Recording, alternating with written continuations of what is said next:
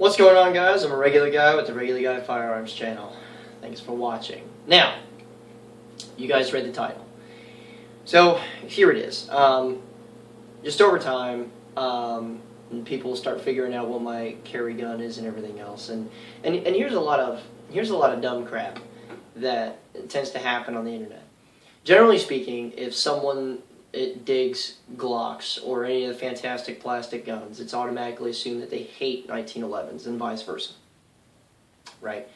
Because this is the internet, a lot of falsehoods and, quite frankly, bullshit tend to just float freely and get taught as if they were facts.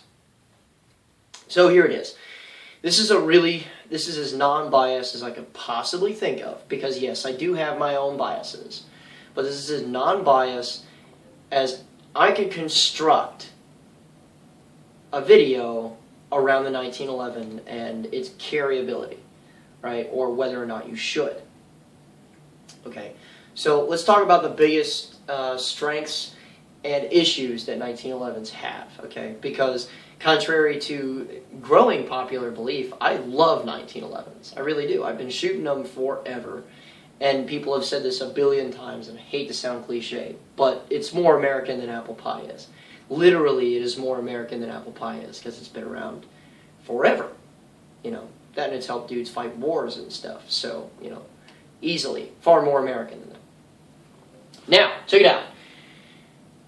The strength of a 1911, in a martial context, it is really easy to do well with it. Okay, it is the most shootable handgun probably on the face of the earth, and here's the reason why. There's exactly one, and there's lots of other, just false reasons as to why. But here is the reason why. This is a crutch. Okay, that's what this is. This is a crutch. Okay, this is a placebo. Okay. This makes you think that you are far more effective than you actually are. And that's a good thing.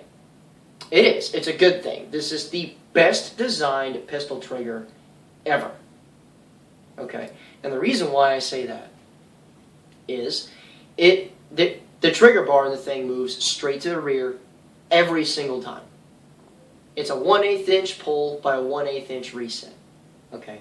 It's fast. You can be deadly accurate with it. And if you are good with an auto-loading pistol or a revolver of any kind, you will be great with this handgun. Okay? This has made terrible shooters look passable forever. Okay? Now there's a lot of just outright false stuff about it, like, the sight radius, which doesn't friggin' matter on a pistol.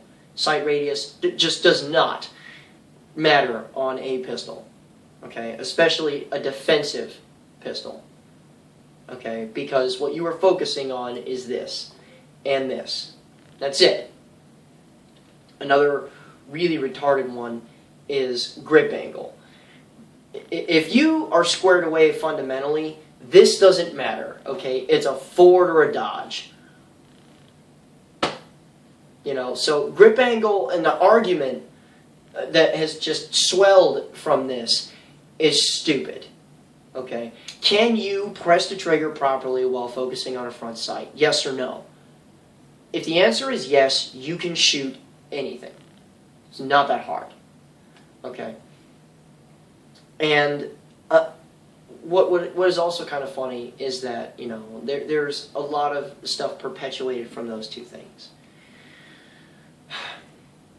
Another kind of big one, and it's one I used to, and I hate to admit it, but it's one I used to believe for a long time, is that weight is a big old advantage to its shootability.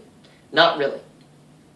Now, I'm not saying that it could be a 4-ounce gun and still shoot well. I'm not saying that.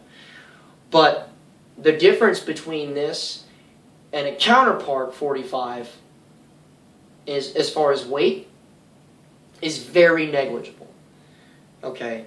One that does kind of matter, and this is only really in the speed department, but one that does kind of matter is bore axis, and how high it sits over your hand. Okay, a 1911 you can get nice and high on, especially with like modern beaver tails and stuff. You can get nice and high on it and control it really, really well because there's just more of you up there. But realistically speaking, it's not that big of a deal either, simply because if you can shoot a handgun fast, you can shoot any handgun adequately fast. So I don't see it as that much of a big deal. Now, if you're a trophy hunter, you know, if you do the gaming thing, you know, that really does matter. Weight on the gun really does matter. It does, because it shaves off little microseconds from your time. And that, you know, in that sense, you know, it makes sense that it's a big deal for a lot of dudes. However, as far as a martial context, as far as carrying a gun on a day-to-day and having to deal with people, no, it's not, really. It's not that big of a deal, especially when you're just trying to get real close and having to back off and do this freaking number where you're guarding your neck and just trying to get real low and having to do all that. This really doesn't matter all that much. You know, so a lot of the speed stuff goes out the window. But the biggest thing is this trigger. Okay, this is the central thing that makes this one of the easiest guns to do well with in the pistol realm. But at that performance increase, there comes a great cost. This is just what I see. Because I was into 1911s for a long time, and I had to soak in a lot of knowledge about them in order to get a gun running correctly. Okay? One of the biggest limiting factors that you are going to have with a reliable 1911, and a reliable 1911 means that it is going to be a full-size gun, and it is going to be in 45. The 4-inch barreled guns, depending on where they come from, the 4-inch barreled guns don't work or have more problems than they should. And 9mm 1911s are notoriously unreliable. Okay? Just do some looking. 9mm 1911s are notorious for their mortality and the quickness of their mortality. They just don't work very well very long. And there's a lot of little individual reasons as to why. But basically, in a defensive sense, what's going to work for you most often is a government length 45 caliber 1911. The problems that this poses to a lot of people is that you're pretty much regulated to 7 and 8 round magazines. There's going to be a dude that says 10 round magazines and stuff like that for defensive purposes. No. Having that much magazine sticking out of your gun is just, it's extremely difficult to conceal. Okay? And unless it's wintertime and you are wearing some really heavy clothing, you are not going to conceal that properly. And I'd venture to say that even with a heavy jacket and stuff like that on, drawing it with that longer magazine is going to pose you a couple of problems because you have to now fish it out of those garments. Okay? So this is something that you have to deal with. And another big problem that you are posed is that a spare magazine is now mandatory, not because it is a backup for the magazine that you're running, because you realize, most of you watching, that carrying a spare magazine is usually not for capacity. For those that train and practice a lot, it's for a possible fix for a malfunction. Because the magazines get worked over and over and over again, and a lot of people carry a spare magazine in case they get into a situation where you end up with a double feed. Double feeds usually occur from bad magazines, so you'd have to get rid of that thing, get one that works in there, and run the gun. This is not for that reason anymore.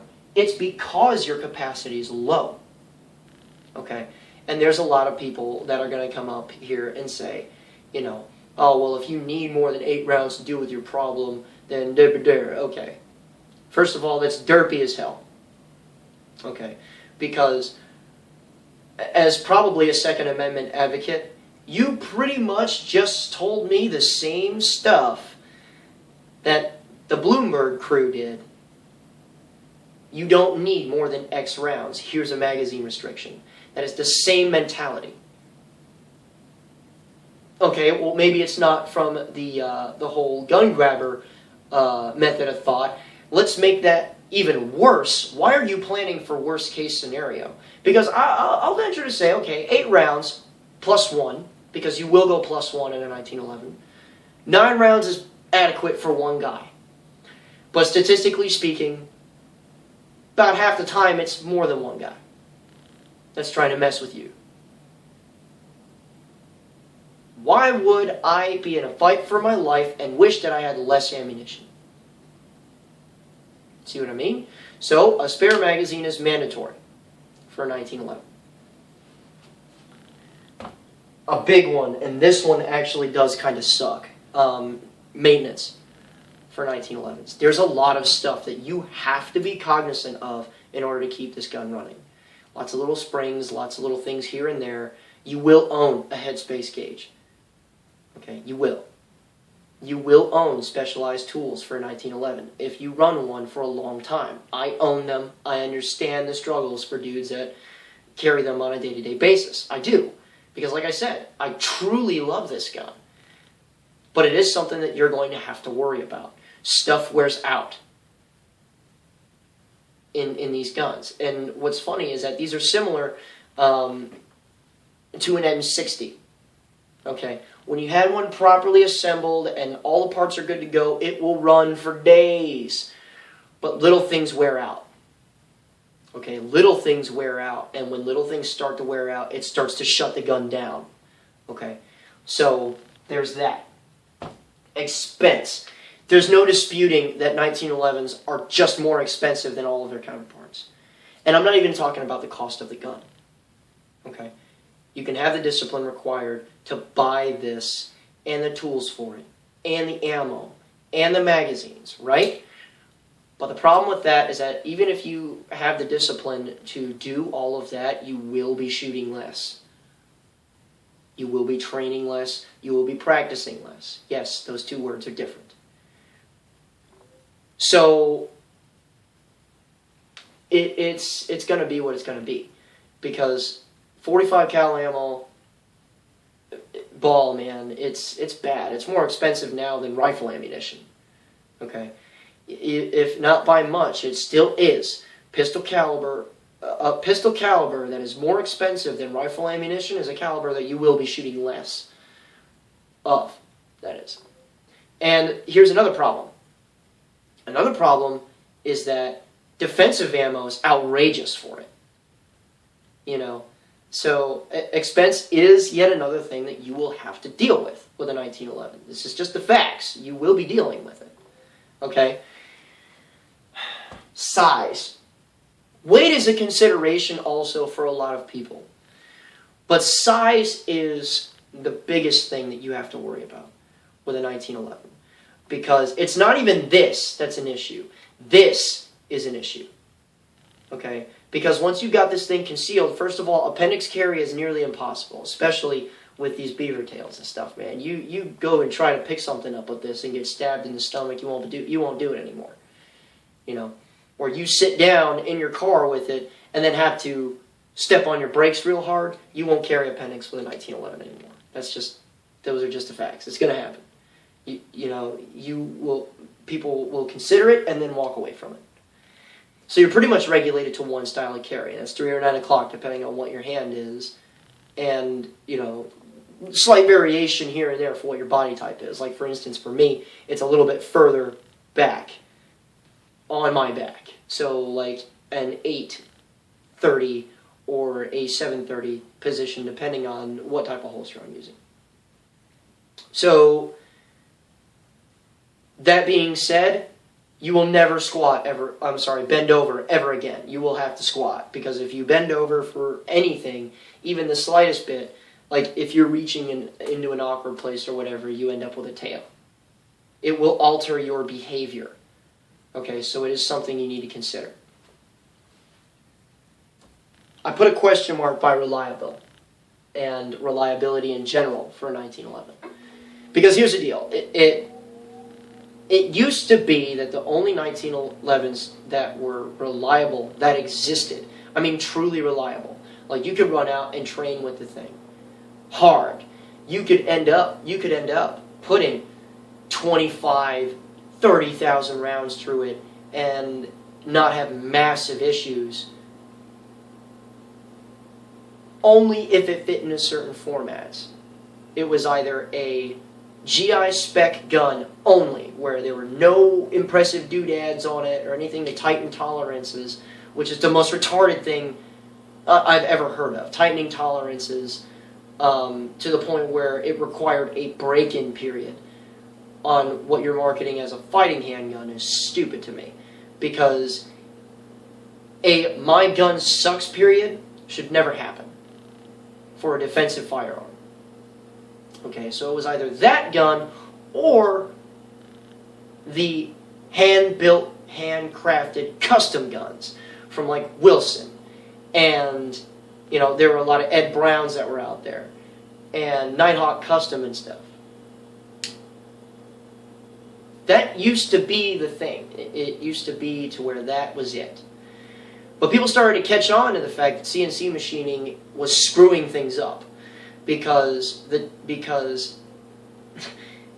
tolerances for this machining practice, and I'm going to keep this as simple as possible, were within acceptable bounds according to the machinery.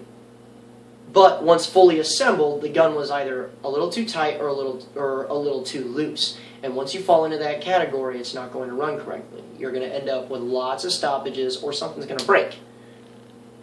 Now, a lot of bigger names, like your Smith & Wessons, like your Springfields, Kimber caught on too, finally. SIG has actually been doing this for an impressive amount of time. Their Scorpion runs pretty good. Dan Wesson has really good guns out. This is the Specialist. I did a post 10,000 round review on it. You know, and they're able to hand fit stuff after it comes off the machines, like small and important parts that need to go on the gun, or just hand fitting that slide and frame just a little bit more to where it fits together properly, has a proper amount of movement in the components to where it'll function correctly out the box, and for thousands of rounds. And yet, you know, like for instance, Dan Wesson applies a really good finish on the out and inside of the gun too. You know, so people are catching on. And from dudes that go out and train and then practice a lot, put bazillions of rounds through their guns, and then start breaking things fairly early, a lot of people started turning away from 1911s because they just wouldn't work well. You know, so people are starting to now go back because the old World War I, World War II processes of you have the more or less raw components being hand-fitted by people is back in those factories. And the guns are starting to run really well now. So, more guns do it reliably now than they have before. But you have to understand, you need to know who is building this gun. And chances are, if it's one of those like Auto Ordnance or Rock Island guns or whatever, that ain't going to work. It's just not. I don't care who comes on here and tries to comment on their frickin' cheapo 1911 that they decided that they were going to run once or twice and now it's the most reliable machine ever. I've seen way too many of those guns go down for me to believe you. Sorry. That's just not reality. Okay? So, something else that you have to think about is who is building this gun. Okay? And are they doing what's required to build a gun that comes correct? You know. So, the questions are going to come. You know, like, what 1911 building companies are actually building good guns? Well, Dan Wesson builds a great gun. I've shot this thing a lot over the last few years. I have a post 10,000 round review on it. Go watch it. It's a great gun. The Valor series runs great too, so, you know, don't hesitate. Springfield's turning out some really good guns too. Smith & Wesson is turning out some really good guns. Believe it or not, the SIG Scorpion, as different as it could possibly be with the 1911 form, fit, and function, it runs well also. And here's another thing. A lot of people say a lot of stupid crap to where if there's a rail on it, it's not a 1911. Dude, if that were the reality of things,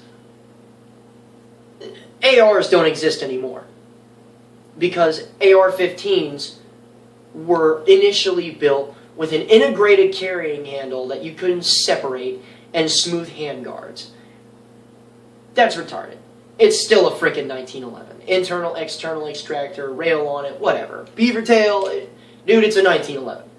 Okay? It's built the frickin' same on the inside. It functions the same. It is what it is. Okay? So, stop. Seriously, stop. Too many purists. But I'm jumping right off of that soapbox. But if you have any questions, if you have any thoughts for this particular discussion, and like I said, I'm not knocking the 1911 at all. These are just the reality of things that you have to consider before you start running this gun. And like I said, I friggin' love these guns. I do. I really do. But, what's going to happen is what's going to happen when you decide to pick up a machine. So I'd love to see the comments from dudes that either hate everything that I just said or think similarly or want to make me think differently about certain things. If you want to take this discussion further than that, go ahead and jump into our Facebook page. Okay, I'll leave a link to that in the description below. Read the about before you go there, though. Okay? Just so you know. And yeah, that's it, guys. So just remember, a regular guy's firearm is the last defense against tyranny. Be easy.